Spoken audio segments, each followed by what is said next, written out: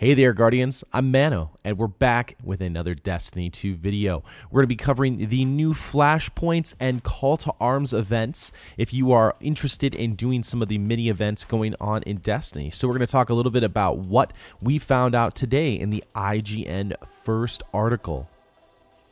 One of the great points that they talked about was the fact that instead of having the grimoire that is online, they're going to try and put the lore and pieces of information throughout the worlds. For example, we're going to get side quests. They actually talked about Nessus, which is kind of like the Venus analog, where Commander Zavala is going to end up.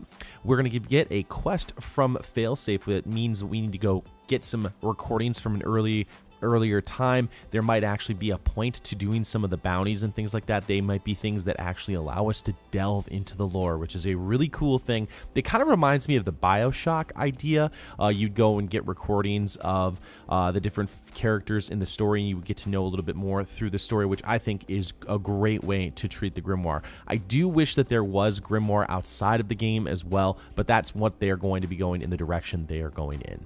The biggest piece of information that got dropped today in the IGN first article was the idea of flashpoints. Whether you're doing PvP or PVE, there are different events throughout the week that are going to call your attention and allow you to get different loot combinations. For example, they talked about Nightfall tier rewards, which means that there are going to maybe be different opportunities for you to earn different tier rewards when running the Nightfall. And they are confirming the Nightfall. Again, if you are preferring PvP, there's going to be a new Call to Arms event. They weren't talking specifically about this event, but apparently it's all part of the new Milestone system that they're going to be having in Destiny. For example, you can pull out your new treasure map, hit one of the button combinations, and then have some available missions that are up for grabs. And now, instead of having to look around and trying to figure out what you're supposed to do, you have an idea of what you can do that week when you are trying to get closer to progression.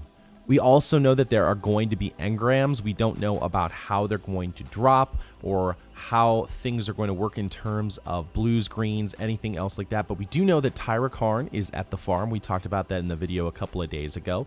But the biggest piece here is the fact that we know that there is going to be some kind of loot system that we're going to see. In addition, we know that there are going to be new story characters that are going to add more events and more things in the farm. For example, the elusive Hawthorne character, and now you can have 26 people in the farm. That gives you lots of opportunities to do different things and interact in different ways throughout the farm social space. So it's going to be really interesting to see what happens when they want to get in there and absolutely spruce things up. I'm really excited about all the information that we got today, especially some of the loot systems.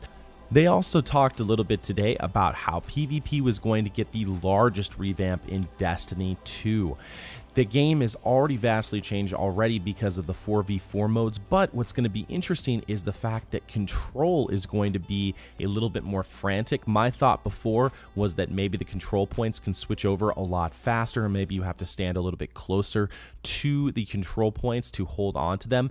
It might be a little bit more interesting to see what's going to happen with control. The main focus to talk about is that we are going to get yet another PvP mode that is brand new, and apparently that is something that they're willing to share with us a little bit later on July 25th. So guys, that's everything that we found out today from the IGN first article. If you're wanting to know more about Destiny 2 and stay up to date, keep it locked and loaded on this channel. Make sure you subscribe to the channel, as well as leave a comment down below. Let me know what you are thinking of Destiny 2 so far. Again, we get the beta in about 16 days, depending if you pre-ordered or not. I'm really excited for it. Again, if you want to game with us during the beta, you can come check out twitch.tv/manodester777. That's all I got for you guys today. Stay classy out there, and I'll see you next time in the universe of Destiny.